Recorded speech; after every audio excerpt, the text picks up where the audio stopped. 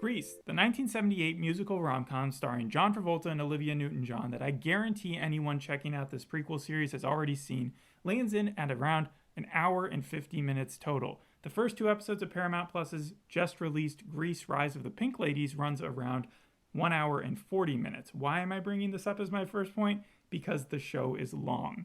Schmigadoon, High School Musical the Musical, Zoe's Extraordinary Playlist. They're all 30 minutes. 30 to 40 minutes at most. Yeah. It is no small task for a writing team to assemble not only a full script for regular just high school dialogue, but then also throw in musical numbers that are supposed to hold up to Grease 1 and not Grease 2. Well, it's strange to me because, like, I didn't know that Grease, the original film, had as much backstory as it did. Mm-hmm. Like, I know everyone knows kind of the big stories. Henry Winkler, Elvis, and Lucille Ball, they were all offered roles, and then they couldn't do it for one reason or another. But, like, have you gone back to any of the Grease songs in recent memory? Because, like, I mean, they're always playing Grease on TV at some channels. Yeah, so, but, I've heard them. When I was growing up, when I was, like, 5 or 6 years old, I would always watch Grease. For some reason, that was the film that I chose to watch. And I also would watch Grease 2 in some instances. But, like, I remember... That's where we differ. Well, I remember going back in middle school, just listening to things like Grease Lightning. Yeah. And even knowing the backstory behind something like Beauty School Dropout, or even hearing some of the lyrics in Summer Nights. And it doesn't... Maybe you should have watched this, because going into this show, I couldn't have named any of them. I just know them off of like what I remember, maybe from the last song. Well, and that's the thing, though. When I went back in middle school and I was re-listening to the lyrics, they were not good. They were not things I should have been singing when I was like 5 or 6 years old. Grease Lightning is talking about like making girls cream, and then there's of course the famous line in Summer Nights where it's like, did she put up a fight, and all of those different types. They kind of reference that here. Yeah, girls are supposed to put up a fight is something that Buddy says to Jane in this episode, or in one of the 2 episodes. I also learned that apparently the real hickeys that Sakar Channing was given, those like when she in the film when she's putting on her makeup, those were actually real. Like I said, Beauty School Dropout was based off of a murderer. Like, it's crazy that happened. But yeah, no, that's the thing. Grease 2, everyone knows that movie box office bombed. But let's talk about that for a second. Like, yes. Why did it bomb, though? Because there's a lot of reasons for it. Okay. One is the fact that Michelle Pfeiffer, even though she was like famous later on, really wasn't that big a star anyways. I know that the directors had such a hard time trying to bring back people from the original cast. John Travolta and Olivia Newton-John definitely weren't going to do it. Sure. They even reached out to other cast members just for cameos, and people were like, no, they weren't able to get the composer back from the first Grease. That'll do it. And then on top of all of that, on top of all this production problems, it was released alongside E.T., was released only a week after Star Trek II and Poltergeist, and 2 weeks after Rocky III, hence the reason why it got number 5 at the box office. And people were expecting this to be a big success. They were staying up a Grease film franchise and a spin-off TV series. There was supposed to be a multiverse thing going on. Yes. I'm joking. No, that's exactly actually what Annabelle Oakes, the person who created this show, wants to do. She said, much like the MCU. Of course they do, because it's their IP right now. Yeah. It's their IP and they have to use it. But the thing you're not saying about Grease 2 is that the movie just sucked. Yeah. It was really bad. The plot was contrived, it was uninspired, it lacked any emotional depth. It has a 4.5 on There was IMDb. No sincerity with the original story. Retread. It was just a retread. Clunky dialogue. Yeah. Yeah, and then also, but like you mentioned, the music itself wasn't the same. It was super cringy. I couldn't sit through the second one. But you're saying that the music in the first one also has some kind of pretty crass or explicit lyrics? I would say so, yeah. Probably things that you couldn't get away with today. The second one is where cheesy turns into complete cringe. Yes. To me. So going into this, I had to ask myself the same questions that I asked about Great Expectations, which is, how faithful is this going to be to the originals and the original play? Because it was a play before it was a movie, right? Yeah. And also, how much is it going to prove that it has enough to stand alone? How much does it honor the classic? How much can it stand alone by itself? And how good is the style, the writing, the direction, the performances, and most importantly, the pacing? I will say I did see the beginning scene, and I'll let you take over the plot, but I want to say it reminded me of Riverdale, from all the colors and everything. Well, I was actually going to compare it to Riverdale because the first episode, obviously, of this season that we did talk about took place in 1955 or around there. Yeah. Yeah, and their main thing in that episode was talking about racism. Yes. This doesn't touch race. Really? This is all about, at least in the first 2 episodes, this is all about feminism. It's all about sexism and misogyny and tackling that part of it. So it still has a message. But yes, of course. But like, it's weird because I know that Brown versus Board of Education was around that time period, like the exact year, 1954 to 1955. And yet everybody in the school, there are all different types of races. There's white, there's black, there's Asians, there's Mexicans, there's all different Italians, which are different because of the greasers. It's weird, Puerto Ricans. But the point is, like, they don't tackle that issue, and it feels like it's ripe for the opportunity to. So, okay, interesting. So it's like they're avoiding it almost. But in order to understand this show, I kind of have to go into what Grease was originally, right? So in 1958, that's when the first story took place. You had Danny and Sandy. They fell in love over the summer. Everybody knows that. Sandy unexpectedly transfers over into Rydell, and that's when Danny has to reconcile his tough guy image with the T-Birds, that's the gang there, with his feelings for her. Along the way, they navigate their ups and downs of teenage life, facing challenges, peer pressure, personal insecurities. That's why it's considered one of the best high school movies ever made. And then ultimately, they reconcile during a musical number at their school's carnival, right? You're the one that I want. Apparently, the tights were so tight on Olivia Newton-John that she had to be ripped out of them and then have them sewn on because of it. But yeah, go ahead. Wow. Okay. This takes place 4 years earlier, and it's before the T-Birds are considered cool. And we have 4 fed-up outcasts who dare to have fun. This is the way that they say it. Dare to have fun on their own terms, sparking a moral panic that will change Rydell High forever.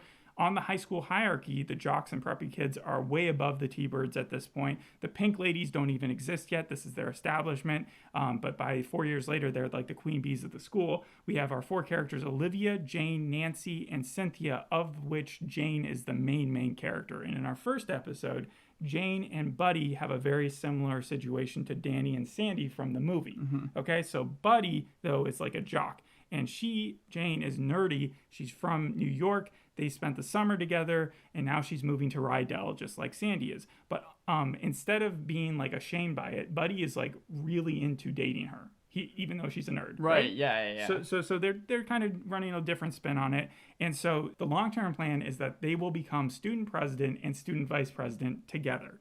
But then the night before the first day of school, which we see at this drive-in, which gets the coolest choreography musical number just to start the show. I think that's what you were referring to when you said you've seen part of it. Yes, that kicks off into Buddy and Jane kind of making out in the car, and someone happens to see them and thinks, oh, they're having sex. And then the word gets around and the rumor breaks, and suddenly she's being shamed everywhere. And the first day of school, and Jane Fucciano suddenly has this rumor about her that she goes all the way, that she has to combat or Buddy has to break up with her. So Buddy and her go around the school trying to stop that rumor from getting any bigger than it already is. That really is a different spin because, of course, in the movie, John Travolta is telling his friends how he actually did have, like, sex with Sandy. But really, it seems like the whole entire school is kind of on Sandy's side when she was like, it was just, it really didn't mean anything, but he was really sweet and stuff like that. This, like you're saying, is kind of taking the opposite route. Okay, if you say so. I don't remember too much about Grease besides just the musical numbers and the overall like message of it. I don't even remember. I remember there was like the T-Birds had some form of animosity. Like didn't John Travolta's character have to like fight one of the other ones before he could even date Sandy? Yeah, and that actually paralleled to something that almost happened on set, but I'll get there later. Go ahead. Okay. So Jane has successfully, because she makes friends with some of the T-Birds, and they come to her defense, specifically Richie's sister, who I already mentioned, her name is Olivia, and she starts a song and number in Home Ec or something where she convinces all the girls that Jane is actually a really goody two-shoes type girl, and so she gets on the good favor of everybody until that night's assembly when, in a Carrie type moment, this banner comes down that says Jane Fucciano goes all the way, and when she's like, what I thought we were over this, that's when it comes out that Buddy has actually been bragging about the fact that they had sex, even though they did not. Okay. And so the second episode, at this point they break up, and then Jane decides she's going to run for president of the school as well, and then they moon all 4 girls, the 4 who are going to become the pink ladies, all moon these students. Reference to the first film. And then they run and steal one of the T-Birds' cars and that's how the first episode ends. I don't remember anything like that. My biggest con of the first episode was, don't they have consequences to this? Like in the 50s, wouldn't the school suspend them or something? But the show like immediately goes in on that. And in the second episode, we see all these angry moms going around calling one another and pushing the assistant principal, who's actually a pretty nice lady, even though she's represented as kind of old and curmudgeon-y. But she has to put these kids into detention for every single day. Every single day? Every single day for the rest of the semester. Oh, yeah. So that's what ends up happening to the four of them. But on the actual plot side of things, Jane needs to now prove that Buddy was lying. So what they do is they break out of detention, sort of like in the Breakfast Club, where Cynthia fakes being sick, and then the other three of them go around to different places. So Jane, with the help of Richie, that's one of the T-Birds, goes to Buddy's locker to see if he has anything dirty in there. Olivia actually goes to the permanent records folder, which hers is filled already, and that's kind of because she had a relationship with a teacher the year previously. Oh, wow. Okay, so they're kind of throwing every single teen thing it's a into lot. the That's book. what I meant by it was very long. But and then Nancy, her plan makes no sense. She decides she's going to sneak into the boys' locker room and just listen to them. I don't know. I don't understand as if why. Somehow they're villainous and they're going to just say their Even whole if they plan. did, it's not like she could prove it. Her plot line made no sense at this point. But Jane opens the locker and finds a letter that Buddy has written confessing to everything that he had lied about to Jane, because he does like her and he did feel bad and he wanted to give her this letter, but he can't. So that's his kryptonite? Yeah, so they use it against him. So they go to a house party later on and they're like, I will show everybody this letter if you do not back out of the the election and admit the truth or something like that. But that's when Jane comes to the realization that it doesn't matter if she releases the letter, because it'll really only slut shame the girl he had sex with earlier, and it'll just make him look like a player. I know that you're going to probably get into your pros and cons, yes. But like, are there songs going on during this? Or yeah, there's plenty of songs. There's plenty of music that's going on. Because they made 30 songs, it said, for this show. Yeah, wait till I get to my pros and cons for that. All right. So yeah, the second episode sort of concludes with the fact that they've had this realization and the four girls are tighter than ever, and they're going to be the Pink Ladies now. They've settled on the name. They put on the jackets, and now they're ready to rule the school. A lot of slow motion footage of them just walking the hallways, acting cocky. You know? Okay. All right. So let me start with my cons, because overall, I'll say this: that the show for me is going to pass. It's depending on how far it's going to pass. So first, I'm going to go through my cons. Cringe is a factor here. Not as bad as Grease 2, but most importantly through the predictable features of this show. That would be the biggest issue with anybody who's watching this who would want something original, right? You know where the show is going to take you. Jane is going to end up with Richie by the end of this thing. He's the main T-Bird and he's the bad boy, and he's nothing like Buddy, even though they're setting up a sort of a love triangle between Buddy and Richie and her. She's also probably going to win the high school president election, and the Pink Ladies are going to take over. And then in 4 years, Danny and Sandy are going to end up together. So we know where it's going, and that kind of takes a little bit away. The other predictable things are tropes. You have Outcast, that band together. That's always been done. Yeah. You have the love triangle with the bad boy and the football captain. That gets done a lot. You have the nice, popular guy actually not being nice. Yeah, okay. The preppy rich kids always being full of themselves. Your clique defining you. And then probably the worst part of the show was in the second episode, when it kind of went reductive in the whole strong female character arc, because they had been doing such a good job with showing how the 50s kind of reduced women and how culturally it was just like this peer pressure impact that was doing it. But then they went kind of full throttle and they were like, guys suck. That's what we just want to talk about. So they did a full song in the second episode just called like basically Guys Suck, that is rampant in the 1950s, yes, but it also feeds into that you can't be that strong female character without showing disdain for men. Yeah, okay. And that feels just a little bit reductive. I want to weigh in on that. So Annabelle Oakes, she's been a writer for Minx. But really the big ones that I think kind of are like this show, Atypical, Awkward. And yes, I didn't even think I was going to actually say it reminded me of that, but the girl with the broken arm and how she had a love triangle with two people and they got out that she was slut shamed because she was like had sex during like her summer or something. Yeah, it's exactly like that. And she's even set to direct an episode of The Edge of 17, which is a TV series based off of the 2016 film, which is crazy in its own right. It's in pre-production now, but so I think that when you're kind of talking about these type of things, I feel like people have those same type of complaints with like those other shows. But like with Awkward, wasn't it like an MTV series? Yeah, it was. It did not have the same budget. This thing is wild. It's got choreography, camera work, music, costumes. You can tell there's been a lot of effort put into this. Yeah, Justin Tranter, he's worked on a lot of different things. He fought for the job. He's kind of like done a lot of different music videos. In fact, that leads into one of my games for later. But yeah, when he read the script, he was like, no, I want to do this. So he contacted Annabelle Oakes, and they were able to get him. Yeah. All right. So I only have 2 other complaints here. And one of them is that basically there's the jocks who have gone to this house party. They were playing Kiss or Spin the Bottle, making out in 7 minutes in heaven, all that stuff. Right. And there's this moment where the 4 outcast girls see that the dudes are spiking the punch. Okay? Yeah, so right. Yeah, but they're spiking it with alcohol, clearly, because it's the 50s. Like, roofies aren't around. And anybody who's drank punch that has, like, alcohol in it, you clearly immediately would know. What it is, yeah. No, like, there's no tricking you, right?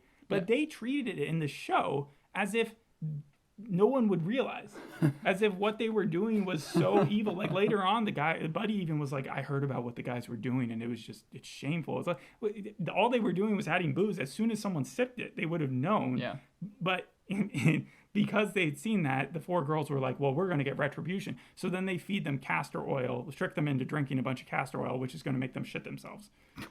Okay, which didn't really seem like a very equal thing, because again, it doesn't seem like they would have been able to get away with spiking the punch without people knowing. Anyways, it seems like that type of storyline, always wanting to make people shit themselves, is in every single teenage show ever. I feel like we not only have we covered it in the podcast, but I remember, American Vandal was all about it, but that was more satire. I just feel like it's always like that's the biggest retribution you can have without any type of like really feeling this thing. Well, Cynthia, who is the tomboy who really wants to be one of the T-Birds, but who's rejected from the T-Birds, and that's why she ends up with the 4 outcasts. She's the one who, when in detention, goes off and confuses the assistant principal by yelling that she just shat her pants. So it all comes back into play. Like, it's all a big old roller coaster, you know? Mm-hmm. And then the last con I have here is that despite, like I said, the choreography and the music all being great, definitely 80 yard. Okay. You can tell it so much more so than like even Grease the original. I don't know why they chose to opt to do it that way, but it takes you out of it, because you look at them and you're like, your mouth you can tell that it's not matched they're up. lip syncing the entire time. Yeah. Okay, so my pros though are here. The first song, This Is the World. I think that's what they called it. It's the heartbeat of the show. Like, you can sometimes hear it in the background whenever something serious is happening, and it works. Like, if you watch the first episode, We're Gonna Rule the School, that's the name of the first episode, and then you go back to that first scene, having already seen where the characters end up. Originally, when you watch it, you just see a bunch of people singing. You don't know who they are or anything besides Jane. Once you go back, you're like, oh, wow, they're actually explaining a hell of a lot about the plot and what we're going to learn along the way just from this first scene. Like, it deserves to be watched again. And then I like the tie-in later on in the episode, because we find out that Jane's sister is actually Frenchie. And that's where our connection comes into play with Grease itself. And that was awesome. When I heard that, I was like, oh, cool. So we actually do get some middle schoolers of the versions of the later ones. We also see Betty Rizzo, who doesn't really look like Betty from the future. I know that in Grease 2, they said it like 2 years after the original. So I think that, they're going... Well, this is 4 years, but yeah. Yeah, they went the opposite route, right? Yes. Prequel. So yeah, no, that is cool. Yeah. All right. And then it's 1950s style, the music is, but it's fused with 2020. Does that make sense? Like, the music of 2020, like Taylor Swift, Ariana Grande, mixed with old-time 1950s. It felt you're like not getting the same bebops or doo-wops that you're getting from back then. Right. They mixed it. When I listened to the beginning song, it just felt like it was kind of a modern take. Yes, that's what I'm saying. It's like it's not going to be the same type of, but it works for the show. And then on the opposite side of the 1950s culture, like where I was criticizing them before, I have to give them credit for the way that they have not the villains give the villainous lines, but actually in Jane's life, it was her role models who were telling her the things that would now be looked at as just ridiculous. So but what do you her mean? assistant principal said a girl's reputation is all that she has. But you could tell she meant it from her heart. Like, it wasn't supposed to be a mean thing when she said that. When her boyfriend Buddy said girls are supposed to put up a fight. Again, that was just like the original Grease, right? But it also is like, no, they're not. That's ridiculous. And then the mom even said to her at one point, if people think it's true, you must have put yourself in some kind of situation. And that was because their family had just moved there and they were trying to fit in and stuff. And like, she wasn't trying to victim blame her daughter, but she was trying to tell her to be very careful about what she's doing. And I just found that to be a much subtler and more awesome way of like showing how ridiculous and misogynistic the world was being at that time. Than just straight up like singing about how much guys suck. I have to say, I'm surprised that you said that you were going to give this a passing rating. Yeah, I still have just. Oh, okay, good. It also had some funny jokes in there. It took them a while before they settled on the Pink Ladies, before they were going to be the Black Widows, and then they were going to be the Red Cherries, and then the Yellow Jackets.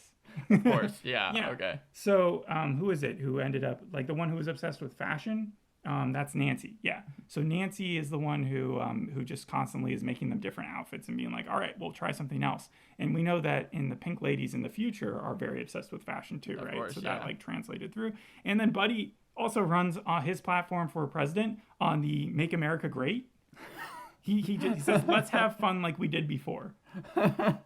So overall, those are my pros. Those are my cons. The only thing that left me confused is why would 4 years after this would the Pink Ladies be wary of Sandy when Sandy is basically just Jane? Mm-hmm. Jane moves in and she's like a nice girl, and why would they, especially if Frenchie is Jane's sister, she would recognize that type of girl, and she would have been like, hey, no, this person's cool. Yeah, no, you know? All right, but yeah, that was. What would you give the rating? Okay, so yeah, I would probably give it a 7. A 7 out of 10. I would have given it maybe even higher if not for the second half of the second episode where it just felt like it was slowing down a bit too much. I will say I Want More, which I think is the ending song in the second episode, but I'm not sure. That's the last music video or the last song that they shot. What happened was Justin Tranter, while they were filming the finale of this series, really, really wanted another song in the second episode because he felt like there wasn't that many. So then that's the reason why they actually, that was the final thing that they shot. The show overall has gotten like mixed to positive reviews. It has a 6.2 on IMDb, but that's only about 100 reviews. It has a 68% on Rotten Tomatoes. However, the audience score is 43%, and it seems also like the ratings are very mixed just among the critics, because you have The Guardian, they titled their review Grease, Rise of the Pink Ladies review, the prequel nobody asked for. Sure. And I thought that was going to be like kind of a negative review, but they ended up giving it 3 out of 5 stars. And like, you know why it exists. Again, the IP, and they want to use it up. It's like where you find out that Harry Potter is now going to get a new series, and you don't expect it to be good. When you hear Grease prequel, you think, oh, this is a cash grab, right? Yeah. Yeah. But I hear that they're also making a movie. Yeah, okay, so you do know about that. A prequel film called Summer Lovin' is currently in production. I see with John Travolta. What? No, I don't know. Yeah, no, definitely not. But CNN said audiences should like kind of give this a chance, but then you have USA Today giving it 1.5 out of 4 stars, saying that like there really isn't anything new here. Decider said to skip it, called it generic and unintelligible. So this is the problem with that. It's like you can see so much effort went into making this that it's hard to tell anybody to skip it. Like, I'm talking about, what was that Lin-Manuel Miranda, this, not the Hamilton, but the actual movie that he made recently. The one that came out like... Oh, In the Heights. Yes, In the Heights. So when that came out, that had so... like the style and the background in every scene, you could see there was so much detail. This has that. Yeah. That's what's crazy. It's like I don't know who they did for the scene or who they got for the scenery, but that person went above and beyond. The costuming, the music itself isn't that bad. So overall, if you are able to ignore some of kind of the cheesy plot points or the tropes that it's doing, which maybe you don't like that stuff, then I think you'll find that it's at least worth its presence. Like, it's worth being a show. We'll end it with this. I have a game here, and if you fail the first game, then I have a second game. Okay. So this is one of these TV shows, just in the spirit of like kind of the teenage girl like shows. Okay. Is false. 3 of these are true. I want to see if you can guess which one they are. Great. The first one is the trials and tribulations of Tara. Sophomore Tara Winslow is the queen bee of Woodbridge High School, but Madison Pierce, a new student, vies for her top spot. I think it was on like Teen Nick in 2008. The second one is Selfie. Sorry, what was the name of it, though? The Trials and Tribulations of Tara. I know there was like a United States of Tara, but yeah, go ahead. And the second one is Selfie, a 2014 comedy series that premiered on ABC and was a modern retelling of My Fair Lady. It followed a social media obsessed woman in her attempts to improve her image. The third one is BFFs. This was actually a web series in 2012, which followed 4 high school girls who forged the fire of overbearing teachers, parents, and classmates. The executive producers were Anthony and Joe Russo, people who did the Avengers films, and I think they might have even created the show as well. And then the fourth one was The Hard Times of R.G. Berger. It was a sitcom. That one's true. Okay, you know about that one? Well, I know it's a real show. Yeah, it was canceled after 2 seasons, and apparently it followed the character that was macrophalic endowed. No, but you're saying just one of them is false. One of them is false. Oh man. Okay, so I will say it's. I'm thinking it's either A or B, so I'm gonna go ahead and say that it's A, because it's got too similar of a title to the United States of Tara. Okay, you were able to get it right. I thought I might be able to get it with you, but no, that is completely right. That is made up. The thing I found weird about Selfie was it was canceled after 1 season, but after it started to get like more into its first seasons, like critics really started to enjoy it, and then TV Guy called it the best turnaround series of the decade. BFFs. I watched in 2012. I watched that series. It was Yum Yum F, that network, the Kev Jumba Niga Higa, that network. They made that show, and then The Hard Times of RJ Berger was like an MTV series. I'll just end this by saying Justin Tranter. He's someone who worked on Sorry by Justin Bieber, Believer by Imagine Dragons, and Cake by the Ocean by the DNCE. Yeah, and you're saying they were in charge of the music? Yeah. Yeah, well, again, that first song, it comes back and it's like, okay, for a while I was like, none of these are going to reach the same heights, and they still haven't, but that song was pretty good. All right, thanks for listening. We'll see you on the next episode. Hope you enjoyed this one. Bye. Bye. It's an earworm.